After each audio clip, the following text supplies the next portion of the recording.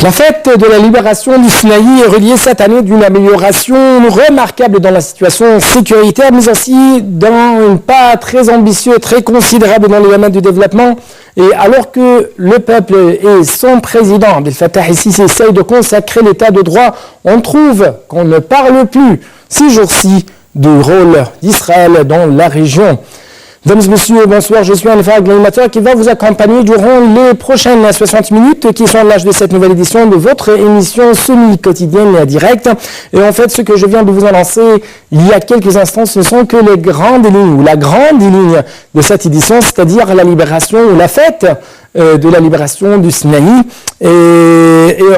Dans cette allocution, je dois vous annoncer que le président égyptien Abdel Fattah el-Sisi, c'est-à-dire à l'occasion de la 34e commémoration de la fête de libération du Sinaï, le président égyptien a affirmé que les tentatives de porter atteinte à l'Égypte n'auraient pas de succès et que les forces du mal ne réussiraient pas à détruire l'État égyptien. Selon le président égyptien, la sécurité et la stabilité sont la responsabilité du peuple égyptien tout entier. Donc, ce ne sont pas seulement la responsabilité de police ou de l'armée égyptienne. En même temps, selon Sisi, nous avons payé la facture de la reconstruction des institutions de l'État. Nous avons aujourd'hui un Parlement élu et une constitution stable. Nous sommes tenus à préserver et sauvegarder l'État de droit. Je ne permettrai à personne à toucher la sécurité et la stabilité de l'Égypte. Donc, des messages très importants ont été adressés aujourd'hui à l'occasion, aujourd'hui même durant l'allocution prononcée à l'occasion de la 34e commémoration de la fête de libération du Sinaï. Donc, très très vite, je dois maintenant vous proposer ce sujet à propos du développement du Sinaï qui représente la meilleure arme de la lutte contre le terrorisme et même le rôle de l'État égyptien représenté par l'armée nationale égyptienne et la police, non seulement dans la lutte contre le terrorisme, mais aussi dans le processus de développement du Sinaï.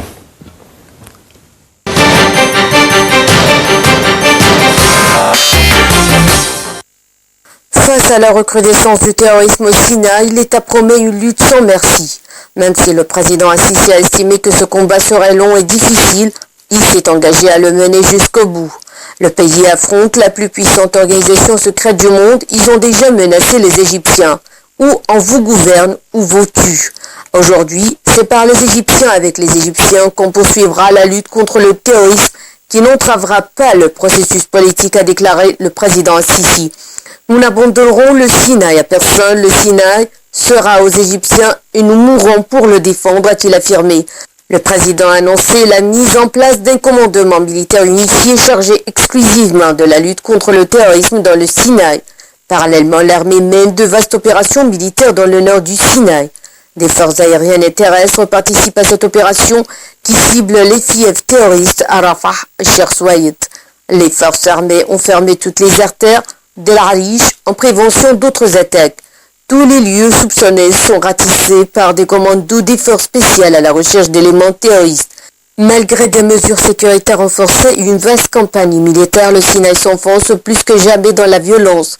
Des policiers et des militaires sont attaqués régulièrement aux checkpoints ou harcelés dans leurs casernes par des assaillants armés. Selon les analyses, ces éléments terroristes ont reçu des entraînements militaires de haut niveau par le Hamas et les groupes terroristes en Syrie et en Libye. Leurs opérations sont devenues plus ciblées, mais aussi plus meurtrières en utilisant des armes lourdes et sophistiquées. Vaincre de tels groupes soutenus par les services de renseignements étrangers nécessite du temps, un financement énorme et une tactique guerrière adaptée au mode opératoire de ces groupes terroristes. Depuis la révolution de 2011, des groupes terroristes ont profité de l'absence de l'État dans cette zone pour s'y implanter durablement. D'autant plus qu'une grande quantité d'armes lourdes ont été introduites à travers les tunnels avec la bande de Gaza et les frontières libyennes. L'attaque du 24 octobre 2014 avait conduit les autorités à construire une zone tampon le long de la frontière avec Gaza pour empêcher les terroristes de s'infiltrer en Égypte depuis l'enclave palestinienne. L'Égypte a annoncé fin décembre 2014 qu'elle allait élargir de 500 mètres à 1 km la largeur de cette zone tampon. Pour les autorités, la zone tampon devrait permettre d'isoler les terroristes dans un secteur désert et d'éliminer les tunnels clandestins vers Gaza qui seraient utilisés pour le trafic d'armes le passage des terroristes. En effet, les mesures militaires et sécuritaires sont nécessaires pour juguler la vague terroriste au Sinaï. Mais une solution à long terme doit être envisagée. Il faut s'attaquer aux sources économiques et sociales du terrorisme. La reconstruction s'avère donc le moyen le plus efficace pour mettre un terme au complot des terroristes, étant donné que cette région a été longuement négligée. Le président Al-Sisi, en plein combat contre le terrorisme, a donc consacré 10 milliards de livres égyptiennes pour un plan de développement durable de la péninsule. Par ailleurs, l'Arabie Saoudite et l'Égypte ont signé un accord de 1,5 milliard de dollars pour investir dans des projets de développement dans la péninsule du Sinaï. Initiative qui vise à développer cette zone désertique du nord-est de l'Égypte prévoit notamment la création de zones agricoles et de 26 complexes résidentiels comprenant des établissements médicaux et scolaires.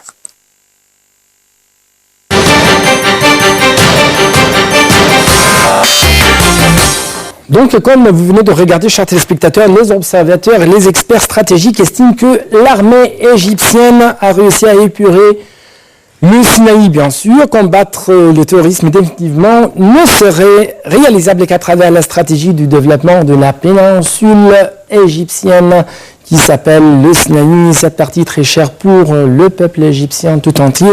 Et donc, comme vous venez de regarder, le développement du Sinaï, meilleure arme contre le terrorisme, c'est cette fois-ci la conviction qu'ont les autorités égyptiennes. Et à cette occasion, je dois même, avant de passer à un autre reportage très important, je dois même vous proposer les derniers messages lancés de la part du président égyptien Abdel Fattah al-Sisi à cette occasion de la commémoration de la fête de la libération du Sinaï. Selon lui, je sais que le peuple égyptien souffre. Je ne laisserai pas souffrir à cause de la hausse des prix. Je sais le sentiment des citoyens en revenus privés. Je demande au gouvernement de faire face à la hausse des prix à travers le système de subvention, mais aussi à travers le système d'approvisionnement. J'ai donné les ordres à l'arme de distribuer 2 millions de denrées alimentaires durant le mois en cours. D'autre part, le président a parlé stratégiquement parler du point de vue sécuritaire. Selon lui, les forces du mal veulent le retour du chaos. Sur la terre du Sinaï, le sang des Égyptiens, musulmans et chrétiens se sont mélangés. C'est un exemple sur le combat de la cohésion, de la solidarité de deux éléments de cette nation, de ce peuple. Donc, enfin, selon Abdel Fattah al-Sisi, l'Égypte ne permettrait pas la menace à sa sécurité nationale et ne permettrait à n'importe quelle puissance à étendre son contrôle sur le monde arabe. Donc, des messages très importants dont on va discuter dans la deuxième partie de cette édition, mais je dois vous annoncer, chers téléspectateurs, vous souligner encore qu'au moment même où se tiennent actuellement à Genève des négociations sur l'avenir de la Syrie, bien sûr, qui se trouve actuellement dans une guerre civile, le Premier ministre israélien, le Premier ministre de l'occupation israélienne, Benjamin Netanyahu, a proclamé dimanche que la partie annexée du plateau syrien du Golan restera, entre des guillemets, restera pour toujours dans les mains d'Israël. Des déclarations impertinentes de Netanyahou ont suscité un vif tollé dans le monde arabe et même en Europe. Donc un reportage, après ça on se retrouvera.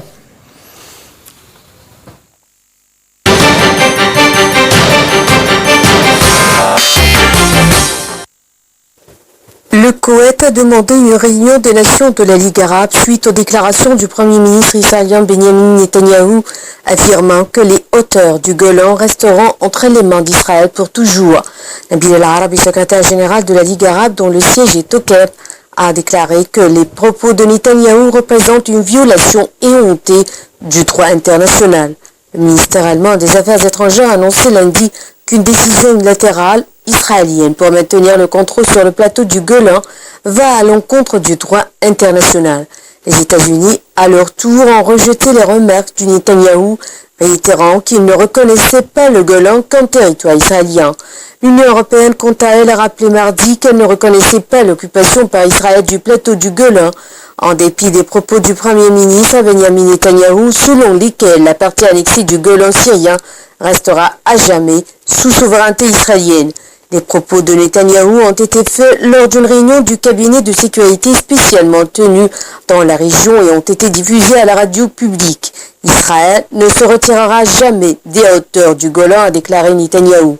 Il a poursuivi qu'il était temps que la communauté internationale reconnaisse la réalité que l'histoire du Golan était terminée et qu'il resterait sous contrôle israélien pour toujours.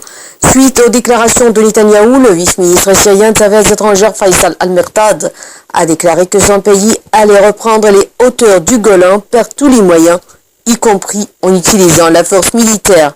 Pour rappel, le plateau syrien du Golan, d'une superficie de 1154 km², est tombé dans le giron israélien à la suite de la guerre dite des 6 jours, conflit ayant opposé Israël à une coalition de 3 pays arabes, l'Égypte, la Jordanie et la Syrie. Il a ensuite été annexé.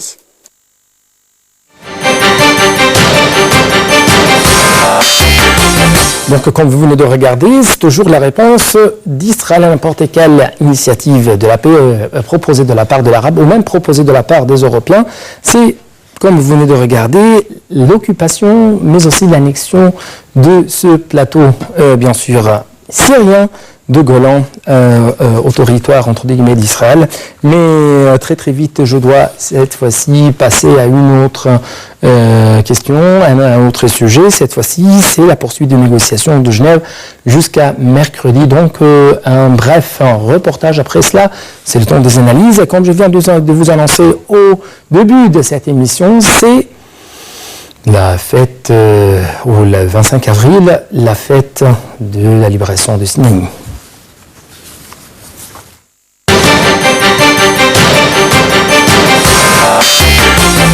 Les paix intersyrienne à Genève vont sans doute se poursuivre jusqu'à mercredi, a annoncé l'ONU, sur fond d'inquiétude de la communauté internationale quant à l'avenir de la trêve des hostilités sur le terrain. Je suis très inquiet concernant la cessation des hostilités qui s'effilochent et je me demande si elle est durable, a déclaré le président américain Barack Obama lors d'une conférence de presse commune vendredi à Londres avec le premier ministre britannique David Cameron. Si la cessation des hostilités tombe en morceaux, nous allons essayer à nouveau de tout faire pour la remettre en vigueur, a-t-il déclaré, accusant Moscou et Téhéran de soutenir le régime meurtrier du président syrien Bachar al-Assad. S'exprimant au même moment devant les médias au Palais des Nations à Genève, où se tiennent les pourparlers de paix, l'envoyé spécial de l'ONU pour la Syrie, Staffan de Mistura, a estimé que la cessation des hostilités est toujours en vigueur, mais elle est en grand danger si nous n'agissons pas rapidement. Nous avons certainement besoin en urgence d'une nouvelle réunion ministérielle du GISS, groupe international de soutien à la Syrie composé de 17 pays et co-présidé par la Russie et les États-Unis, en raison du niveau de danger, a-t-il dit. Ce qui s'est passé aujourd'hui à Alep, dans le nord du pays, est à nouveau très inquiétant, a-t-il poursuivi en référence aux nouveaux raids aériens ce samedi 23 avril, tuant 27 civils, dont 13 personnes dans le bombardement de Douma et 17 à Alep, selon l'Observatoire syrien des droits de l'homme, le SDH. Les raids avaient été menés par l'aviation du régime qui mène une offensive dans la région depuis plusieurs semaines, en dépit de la trêve en vigueur depuis le 27 février conclue sous l'impulsion de Moscou et Washington, a encore affirmé le SDH. Ce deuxième ronde de négociations a débuté le 13 avril, mais l'opposition syrienne représentée par le Haut Comité des négociations, le HCN, a suspendu lundi sa participation formelle au pourparlers pour protester contre la détérioration de la situation sur le terrain. Le HCN a laissé sur place une équipe technique qui poursuit les discussions depuis son hôtel. Le porte-parole du HCN, qui rassemble des représentants politiques et des groupes armés, a déclaré que les chefs de la délégation pourraient revenir à Genève si des progrès majeurs et sérieux étaient constatés dans les tout prochains jours sur le plan de l'aide humanitaire des prisonniers et du cessez-le-feu en Syrie. Dans un communiqué, le HCN a par ailleurs annoncé avoir une réunion vendredi à Genève avec l'ONU sur la question des détenus, a estimé aussi que la trêve est en danger. Monsieur de Mistura a assuré aux médias que les négociations allaient se poursuivre sans doute jusqu'à mercredi sous tous les plans formels, informels, techniques, à l'ONU ou dans les hôtels. À l'issue de ce troisième round de négociations, monsieur de Mistura s'est engagé à faire à nouveau le point sur la situation et les éventuels progrès dans la difficile question du gouvernement de transition qui oppose les opposants et le gouvernement de Damas. Il y a un changement par rapport aux autres rondes. Les parties présentes parlent toutes du même sujet, la transition politique, a ajouté M. de Mistura, ajoutant qu'il aura un entretien lundi avec le chef de la délégation du gouvernement syrien. Le HCN exige le départ du président Assad au pouvoir depuis 16 ans avant la mise en place d'un organe gouvernemental de transition Mais le régime considère que le sort de M. Assad n'est pas négociable.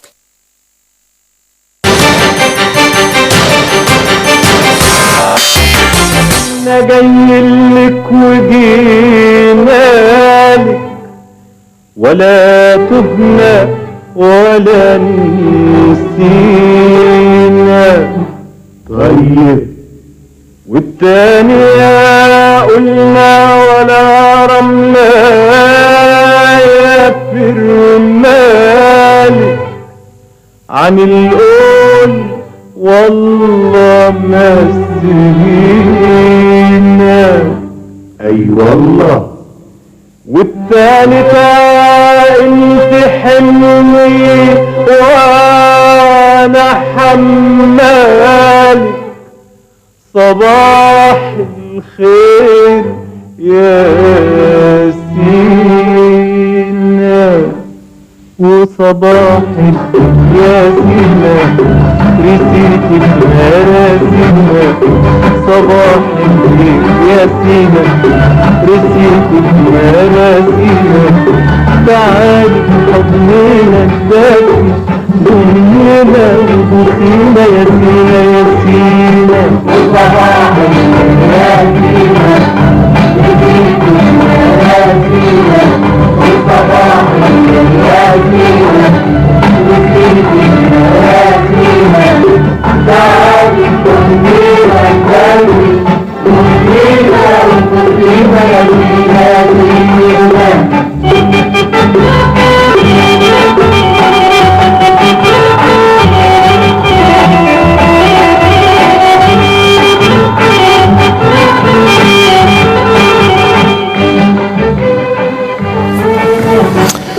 Donc je crois qu'actuellement, les autorités égyptiennes sont bien sûr convaincues que la meilleure lutte contre le terrorisme, notamment au sein du Sinaï, c'est la voie du développement. Donc j'ai aujourd'hui deux chers invités. Premièrement, en face de moi se trouve Madame Noura Fayani. Vous êtes toujours une analyste politique, même membre au parti Les Égyptiens Libres. Oui.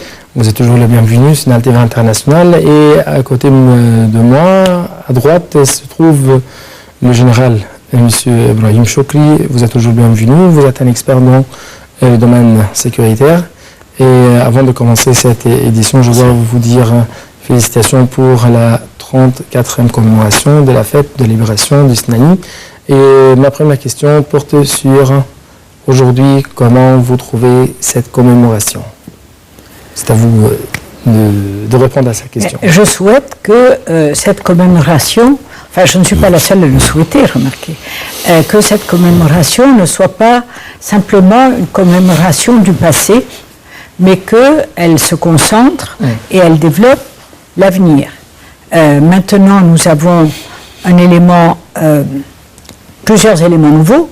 Le premier est que finalement, la nécessité du développement comme outil principal de lutte contre le terrorisme est reconnue, mais d'un côté, je regrette qu'il ait fallu attendre qu'il y ait le terrorisme pour que l'on s'occupe du développement du Sinaï.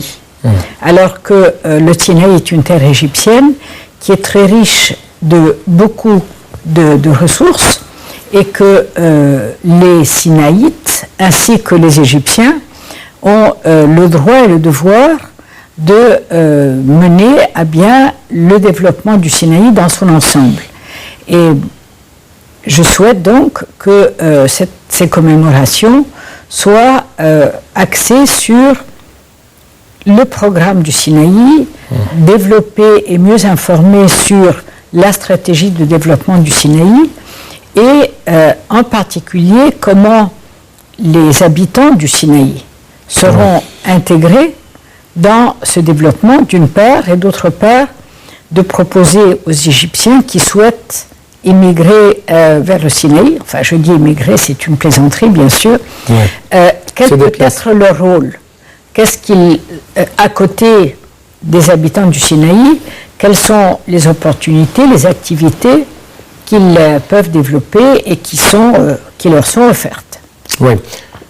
Pour vous, Monsieur le Général, la 30e commémoration de la fête de la libération du Sinaï, de l'occupation israélienne bien sûr. Bon, d'abord, permettez-moi d'adresser les félicitations au peuple égyptien pour cette occasion, mais aussi permettez-moi d'avertir les Égyptiens des conséquences de la situation de la Sinaï. C'est-à-dire, chaque année, on célèbre et on fait beaucoup de célébrations, beaucoup de cérémonies, etc. Mais l'important, c'est de faire du progrès, c'est-à-dire sur le niveau du développement de la Sinaï.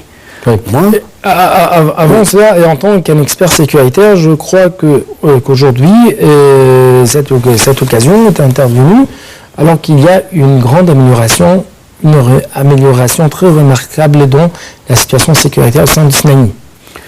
C'est le point le plus intéressant, ce que vous dites. C'est-à-dire, les Égyptiens doivent participer dans ce grand changement qui se déroule sur le territoire de la Sinaï. Il y a longtemps qu'on parle seulement de la Sinaï sans avoir des progrès. Maintenant, heureusement, nous avons un nouveau régime, un président de la République qui s'intéresse à développer la Sinaï. Il a des grands projets, surtout au niveau de l'agriculture et aussi au niveau des industries et au niveau des ressources souterraines de la Sinaï. Pourquoi pas? Il faut développer, il faut profiter. Aussi, les Égyptiens sont invités à participer sur le territoire de la Sinaï. Moi, j'ai eu la chance de travailler sur la Sinaï. J'avais un poste très intéressant, sécuritaire. Bien sûr, c'était à la police égyptienne, à la Sinaï du Sud. Donc, je connais bien la région. Les gens, ils sont de bon cœur. Ils aiment là-bas de faire un contact quotidien avec les autres pour améliorer leur vie. Le problème, c'est que les Égyptiens ont considéré pour eux que la Sinaï seulement, c'est le tourisme. Or, bien sûr, c'est très intéressant le tourisme. Je ne dis rien, mais il faut en ajouter aussi. Il y a d'autres points qui peuvent ajouter et augmenter le taux d'importance de la Sinaï. Ce n'est pas seulement le tourisme, il faut améliorer aussi d'autres moyens d'industrie, d'autres moyens aussi de commerce même à travers la Sinaï, les ports qui se trouvent sur le bord de la mer Méditerranée ou la mer Rouge, etc. Aussi, il faut prendre en considération, puisque je suis aussi d'origine de police, que la sécurité, c'est très intéressant au niveau de la Sinaï. Et on ne pourrait jamais parler de développement sur la Sinaï, sauf qu'on a eu ce sorte de réussite au niveau sécuritaire. On voit bien que la police et l'armée nationale, ils ont présenté à la patrie beaucoup des morts, beaucoup des martyrs, bien sûr, et aussi des blessés. Ça veut dire qu'il y a des gens qui sont prêts à se sacrifier pour le... Et en même temps, les forces égyptiennes, l'armée nationale, essayent non seulement de mener la voie de la lutte sécuritaire contre le terrorisme, mais aussi la voie du développement. C'est pourquoi ces jours-ci, et à cette occasion, bien sûr, de la commémoration de la libération du Sinaï, on trouve qu'il y avait beaucoup de projets qui ont été annoncés à partir même du transport jusqu'au l'infrastructure et même passant par l'enseignement, passant par les 1,5 milliard de dollars alloués de la part de l'Arabie Saoudite pour le développement du Sinaï. Donc comment vous trouvez, en tant qu'analyste politique, un membre du parti égyptien, bien sûr, les Égyptiens libres, comment vous trouvez cette série de projets? Dans le cas du Sinaï, je dirais comme pour le reste de l'Égypte, il est très très important, et surtout dans le cas du Sinaï, de présenter de façon claire la stratégie de développement que l'Égypte a l'intention d'adopter au niveau du Sinaï. Il y a une agence de développement du Sinaï qui a été créée, dont on n'a pas vu les résultats jusqu'à présent. Nous souhaitons tous qu'avec justement ce push de financement spécifique venant de l'Arabie Saoudite, les choses vont enfin démarrer, mais je suis optimiste pour une série de raisons. La première est que le développement du canal de Suez va automatiquement entraîner le développement d'activités non touristiques dans le Sinaï. Qui plus est, tous les programmes que l'armée est en train de mener à bien de creusement de tunnels vont faciliter aussi l'accès de l'Égypte vers le Sinaï et vice-versa pour développer aussi d'autres activités que les activités touristiques. Mais ce qui est important, c'est, en ce qui concerne le tourisme, il y a bien sûr ce problème sécuritaire, qui est une évidence, qui, j'espère, va être réglé le plus vite possible. Mais il y a aussi un meilleur développement du potentiel touristique du Sinaï. Oui. Il n'y a pas, bien sûr que les plages sont merveilleuses, mais il n'y a pas que les plages. Et il y a aussi toute une activité qui serait très intéressante à développer, qui est ce que l'on appelle l'écotourisme. La possibilité pour les touristes qui viennent au Sinaï de passer 1 jour, 2 jours, 3 jours avec les familles bédouines qui sont là-bas. Mmh. Et je voudrais juste rajouter une chose qui est le potentiel que représentent toutes ces installations touristiques quand elles vont redémarrer bientôt, on l'espère tous, et qui est leurs besoins. Exemple, comme je vous l'avais dit, je crois une première fois, je m'intéresse particulièrement au secteur agricole et j'ai créé une ONG pour cela. Ouais. La totalité des produits alimentaires qui sont servis aux touristes dans les hôtels du Sinaï viennent du Caire, ce qui est absolument ridicule. Et voilà, à titre d'exemple, une des multiples activités, mis à part les richesses souterraines du Sinaï, qui pourraient être développées. Mais je voudrais insister sur l'importance de bien balancer et bien gérer l'arrivée des Égyptiens du Delta ou de Haute-Égypte avec les Sinaïtes et les familles bédouines, parce que déjà à l'époque où le tourisme était développé, il y avait cette difficulté. Je crois que ces jours-ci, on essaye de faire des agglomérations pour la population locale, c'est-à-dire les Bédouins, et même on essaye de faire des bonifications pour des milliers de fêtants au sein du Sinaï. Oui. Mais et même faire ou améliorer, de faire des fourrages ou améliorer les puits. Mais il y a un point essentiel, c'est que les Bédouins ne sont pas traditionnellement ni des ouvriers agricoles, ni des ouvriers dans des usines.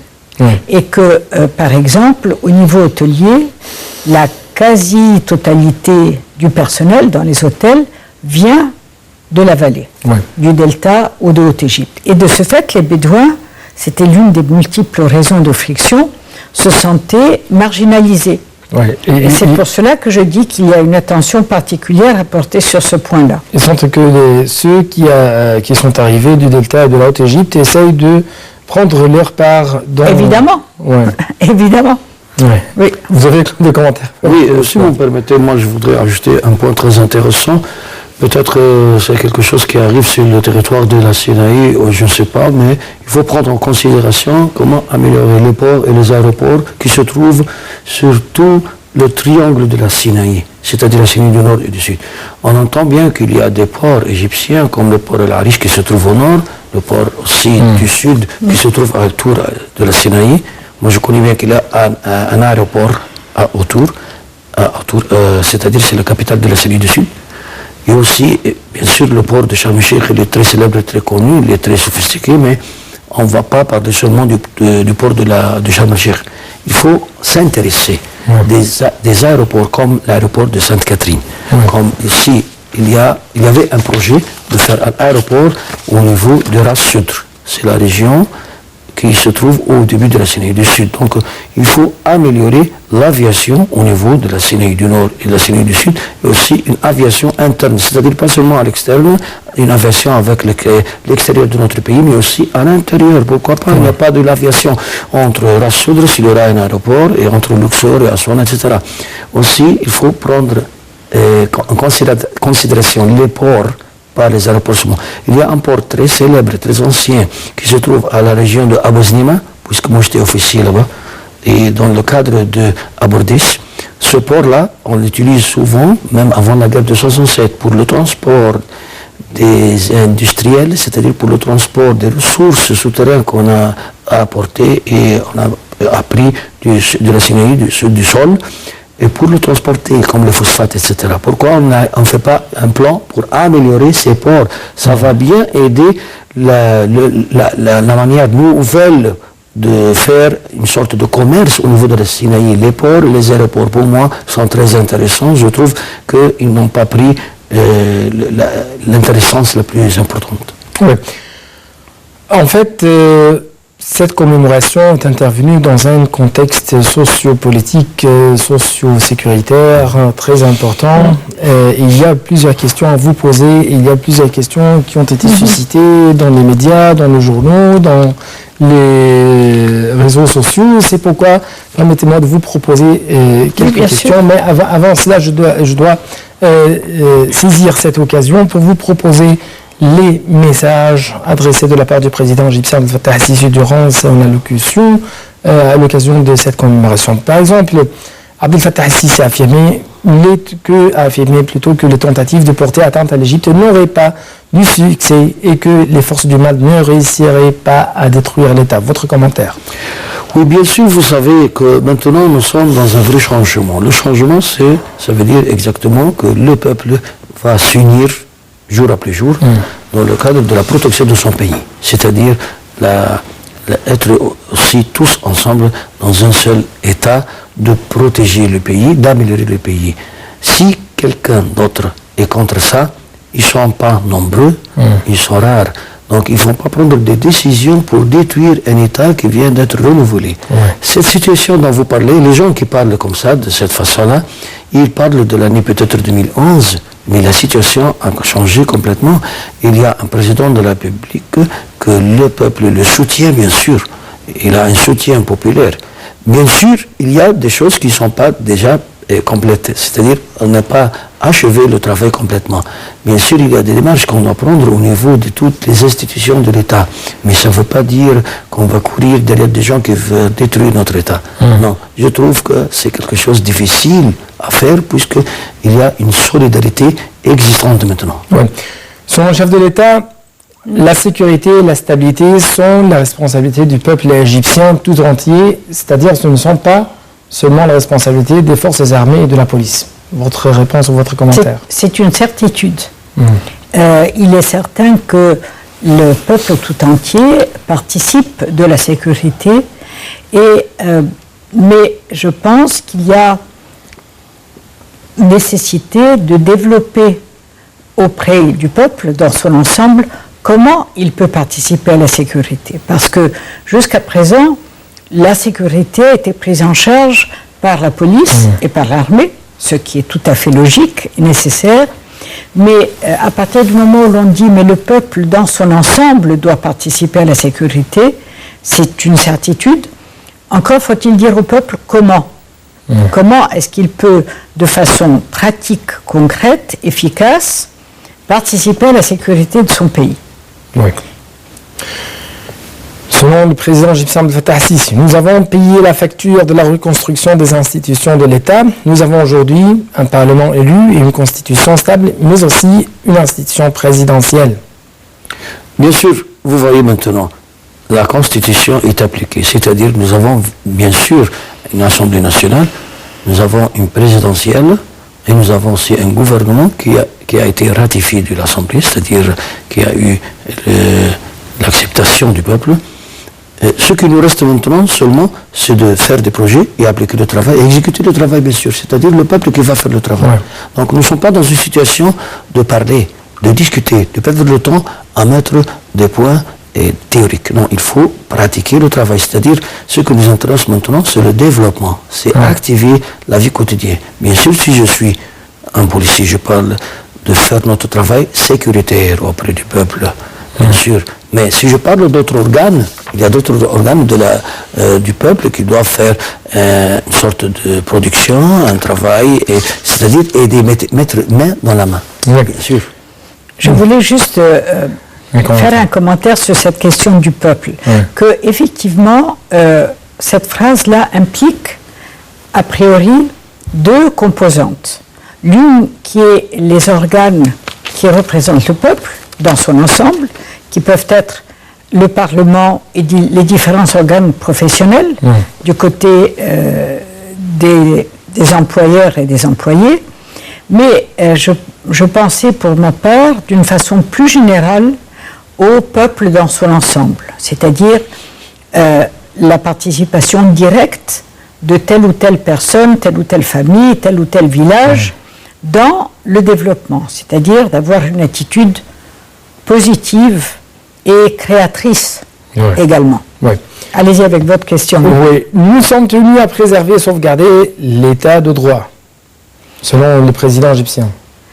Bien sûr, c'est une nécessité absolue de tendre à préserver l'état, non pas de tendre, de préserver l'état de droit et de faire de l'Égypte un pays de droit. C'est évidemment une nécessité absolue, un pays de droit où tous les Égyptiens sont égaux devant la loi. Le problème est que la période passée a mis des points d'interrogation au niveau de la justice et de la, comment dit-on, de l'objectivité de la justice. Et ce point-là est sans doute un point qui a besoin d'être adressé. L'impartialité, vous voulez dire? Oui, l'impartialité de la justice qui a peut-être besoin d'être adressée.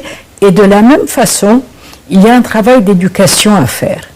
En particulier, je me souviens quand il y avait eu un certain nombre de discussions très aiguës, telles que par exemple la condamnation à mort à Minya de tout un grand nombre de frères musulmans. Il a fallu après expliquer que la procédure pénale égyptienne implique toute une série d'étapes.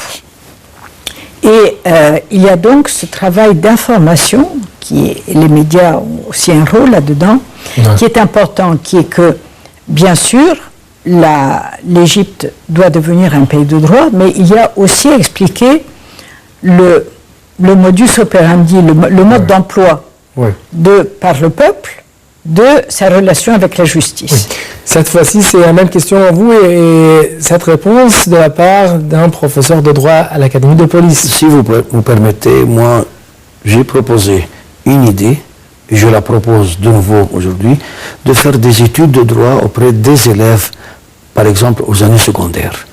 Les principes de la loi dans notre pays. C'est une très bonne idée. Pourquoi pas? C'est-à-dire, les gens, lorsqu'ils arrivent à fin des études secondaires et ils suivent une université et à la fin, ils ne savent pas quelles sont les principales règles de loi et quels sont les droits et est-ce qu'il a un droit à faire quelque chose ou non. C'est-à-dire, lorsqu'il entend un jugement pareil, comme notre professeur vient de dire, le jugement, comme moi, comme un simple citoyen, ça me semble un peu grave. Mais si j'ai appris au début que ce sont des principes de la loi, qu'il a le droit de faire un appel, au cours d'appel, il y a un cours d'instance, il y a d'autres tribunaux, il y a le tribunal de sécurité d'État, etc. S'il a appris les principes de droit, il ne pourrait pas être étonné. Donc, moi, j'appelle les responsables de notre pays d'ajouter, comme ils ont ajouté des programmes, des études de religion ou de langue, etc., ou de même de dessin, ou de la musique aussi, des études juridiques au niveau peut-être secondaire, c'est convenable, parce que préparatoire, peut-être ils sont un peu jeunes, au secondaire, c'est convenable, avant qu'il atteigne la vie universitaire. Comme ça, l'élève, il comprend bien comment faire pour être juste selon la loi et comment être avec la loi de son pays, qu'est-ce que c'est la Constitution, quels sont les genres de lois qui se trouvent dans notre pays, quels sont les genres de tribunaux que nous avons devant nous et les cours différents, etc., etc.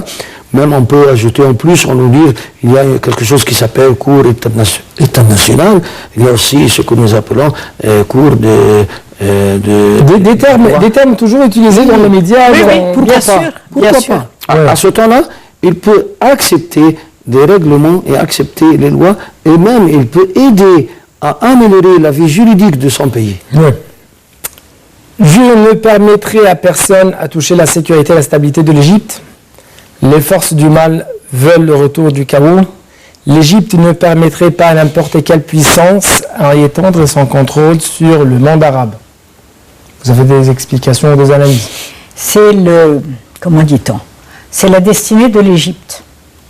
C'est la destinée de l'Égypte depuis des temps immémoriaux d'être le centre de cette région.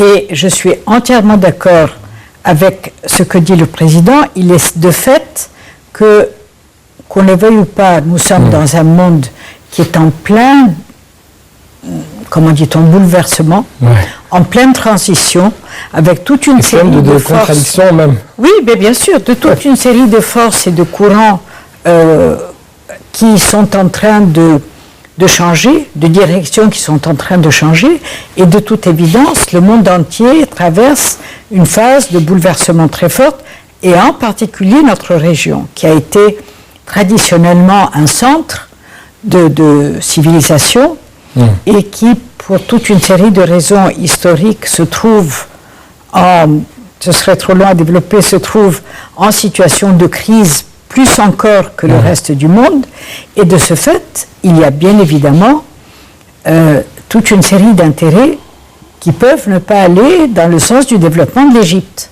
C'est le fait de la politique internationale. Ce sont les jeux de la politique internationale qui sont particulièrement exacerbés en ce moment du fait de la situation de crise de la région.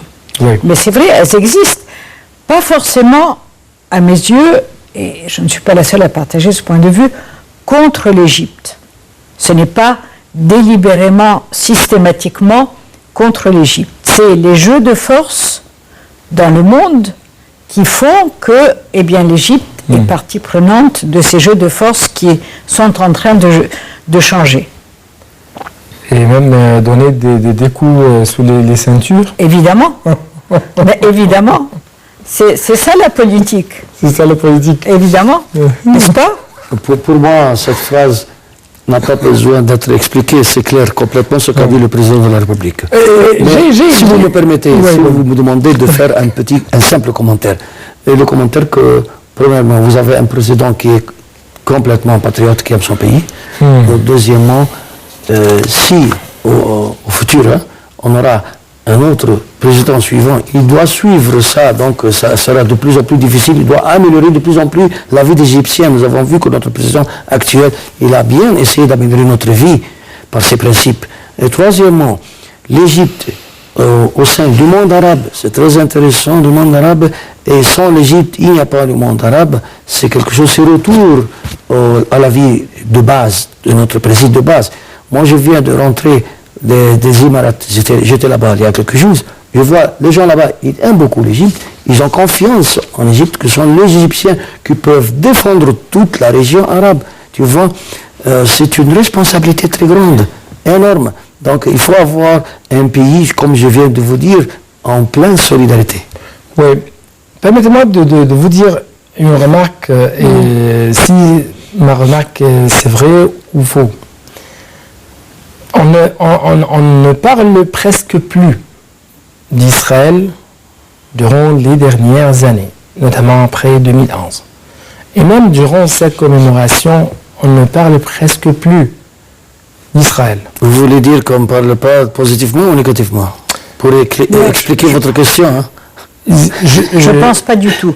Il n'en demeure pas moins que dans la presse, il y avait ces photos on parle ces jours-ci, par exemple, de Daesh. On parle ces jours-ci de manifestations contre... bien sûr. Oui. Et de ce fait, la question Palestine-Israël, malheureusement, a été reléguée au second plan, pour le moment. Et c'est évidemment pas positif, cela. Votre remarque? Bon, je vais vous dire, si on ne parle pas des Israéliens ou des Palestiniens positivement ou négativement, le problème palestinien reste toujours le premier problème du monde arabe. Le président a déclaré ça plusieurs fois, même au niveau de la Ligue arabe, au niveau des États-Unis, au niveau des Nations Unies. Il a déclaré dans tous les réunions avec les grands chefs de l'Est ou de l'Ouest que c'est le problème essentiel. Et quand on parle du problème palestinien, ça veut dire entre parenthèses, entre deux guillemets, c'est-à-dire les Israéliens, les problèmes causés par les Israéliens. Et si vous dites qu'on ne parle pas du mot israélien, ce n'est pas nécessaire qu'on dise le mot Israël exactement, mais plutôt qu'il y a des actes qui se déroulent dans la région que vous pouvez comprendre. Maintenant, le peuple, toujours, il comprend toute la politique. Les gens de la rue, ils comprennent la politique qui est derrière toute chose, qui fait le bien, qui fait le mal, qui est en mal compréhension avec nous, qui peut faire nous aider. C'est-à-dire, s'il n'y avait pas ce problème israélo-palestinien ou palestinien-israélien, on pourrait vivre en paix. Donc c'est le problème essentiel, fondamental de notre pays. Je parle de cela parce que si je vous cite par exemple, Israël essaye de jouer le rôle de l'innocent. le rôle de cette victime tout à fait innocente ou parmi les lots. Par exemple, Haaretz, le journal israélien, a dit, ou même a fait des conseils aux Égyptiens, aux autorités égyptiennes, le développement, l'évolution des Sinaï et même le fait de gagner les tribus, c'est les clés pour combattre Daesh. Bon, monsieur Ali, si on veut parler de problèmes pareils, il faut insister à des principes comme suit. Premièrement, la solidarité d'un peuple peut permettre à un peuple d'évoluer et en même temps même de commander toute la région. Le problème, c'est que nous sommes à l'interne. Nous avions des problèmes, nous, comme Égyptiens, entre nous-mêmes. On ne s'est pas mis dans une sorte de compréhension entre les diverses factions, les diverses ethnies, les divers mêmes partis politiques dans le peuple. Et là, vous trouvez que c'est la chance de quelqu'un de l'étranger, soit un ennemi ou un autre, de s'infiltrer, de se pénétrer entre eux. Donc, moi, je trouve que le problème chez nous, pas chez eux. Ouais. Si nous, on pense bien quel est le bénéfice de notre pays et on est en solidarité, une vraie solidarité, on va bien gagner. Mais le problème, c'est nous. N'importe quel ennemi dans tout le monde, qu'est-ce qu'il fait? C'est simplement, il profite de la chance. Il y a quelques-uns qui profitent. Et c'est ce que vous donnez la chance aux autres. Et il faut, comme Égyptiens, moi j'appelle les Égyptiens, d'après votre écran, de se réunir de nouveau, de devenir en solidarité de nouveau. Parce que c'est le seul moyen de confronter tout le monde, pas seulement Israël ou autre. Et à ce temps-là, quand vous devenez fort, tout le monde va mettre une main dans ta main. Oui, ici même, je dois retourner à une déclaration faite par le président égyptien durant son allocution à la commémoration de la fête du Sinaï. Je cite, « Sur la terre du Sinaï, le sang des Égyptiens musulmans et chrétiens se sont mélangés. C'est un exemple sur le combat de la cohésion, de la solidarité de deux éléments du peuple. » Et bien sûr. Oui. Et au passé, où il y a quelques années, on parle des violations faites de la part des musulmans contre des chrétiens, des persécutions perpétrées de la part des autorités égyptiennes contre les chrétiens, contre les simples citoyens dans la rue. Aujourd'hui, il y a une autre histoire tout à fait très différente. C'est les Égyptiens et les autorités égyptiennes attaquent au viol, aux tortures, les étrangers en Égypte. Non, je ne sais pas où vous avez récupéré ces informations, mais le fait est que la période où il y avait des difficultés des instances égyptiennes vis-à-vis des chrétiens d'Égypte était la période des frères musulmans. Donc on ne peut pas généraliser, c'est une période qui a eu lieu, mais heureusement elle est derrière nous. Et donc, ce sujet-là n'est plus sur la table. Et qu'il faut dire que la position claire prise par le président et que le monde entier applaudit de se rendre systématiquement aux fêtes chrétiennes au patriarcat, à l'Église, était extrêmement importante et très très positive. Mais il y a aussi le fait qu'il a pris clairement position pour une rénovation. Le dernier mot, c'est à vous, monsieur, mais en bref, parce que... En bref, je vous dis, l'importance, c'est de faire union à l'intérieur du peuple égyptien pour avoir le progrès, le développement. C'est ce qui nous intéresse maintenant, le travail. Je dois vous remercier infiniment pour vos analyses, pour votre présence. Merci beaucoup, monsieur Ibrahim Chokri, notre général, notre expert dans le domaine des sécurités. Fier d'être avec vous. Madame Doura Fayaini, membre du Parti égyptien libre. Et présidente d'une ONG. Et présidente, bien sûr, d'une ONG qui travaille dans le domaine agricole, bien sûr. Oui, pour aider les petits fermiers. Et pour aider les petits fermiers et bien sûr les paysans. Donc, je dois vous remercier infiniment. Et c'était tout, chers téléspectateurs, vous suivez le programme sur Nadine International. Au revoir.